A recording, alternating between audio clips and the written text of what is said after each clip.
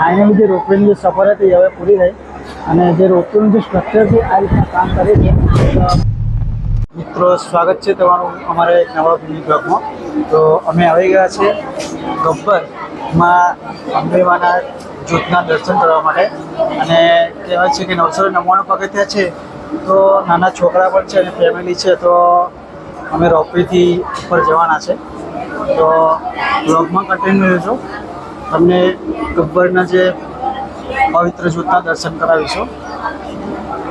Final ticket લઈ હવે લાઈનમાં ઊભા છે, તો રોપવેથી અમે ઉપર જઈશું. જે વ્યૂ હશે તમને આપીશું. તમને રોપવેનો વ્યૂ જોવાની મજા આવશે. આજુબાજુ પર્વતનું જે દ્રશ્યો છે તમને જોવા મળશે બ્લોગમાં. મિત્રો અમારી રોપવેની જે સફર છે ચાલુ થઈ ગઈ છે અને બધા બેસી ગયા છે રોપવેમાં. તો પાછળ વૈશાલીબા અને સંદીપસિંહ પણ બેસી ગયા છે અને આ જેન્સી બેઠા છે. તો રોપવે આપણી ચાલુ થઈ ગઈ છે જવાની અને હવે જઈશું આપણે ગબ્બર ઉપર.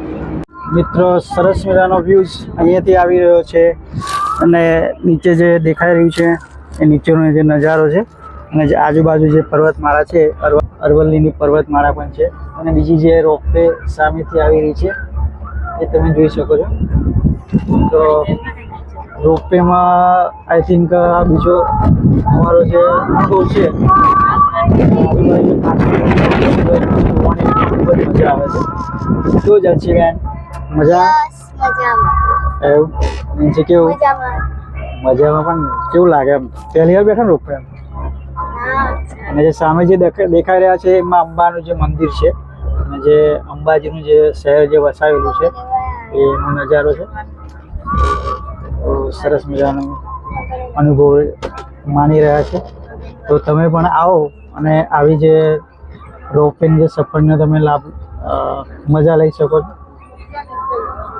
સરસ, ખરેખર જોરદાર મજા આવી રહી છે.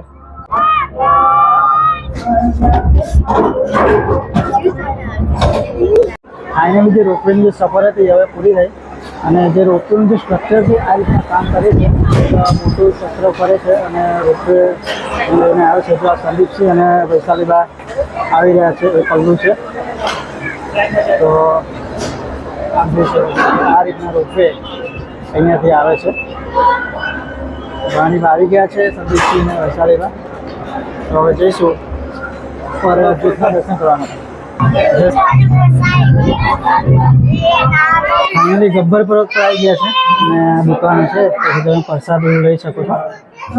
અને હવે જઈએ છીએ જ્યોતના દર્શન કરવા માટે.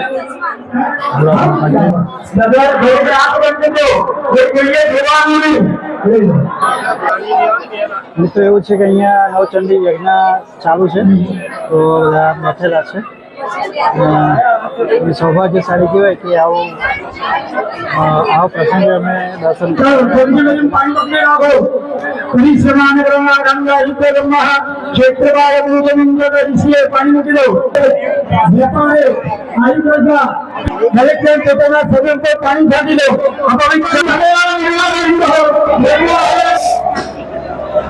હવે દર્શન કરીને પાછા લિફ્ટમાં બેસી ગયા છે નીચે જવા માટે.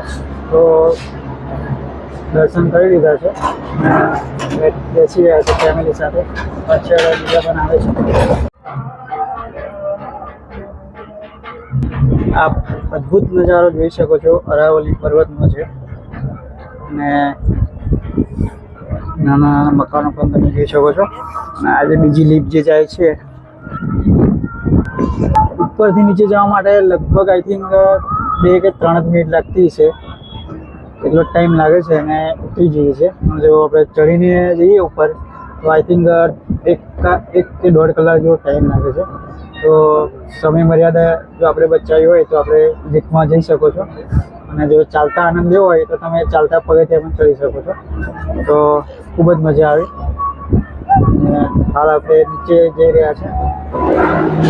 ફાઇનલી માં અંબેના જ્યોતના દર્શન કરીને હવે નીચે આવી ગયા છે અને વૈશાલીબા અને સંદીપસિંહ પણ આવી ગયા છે.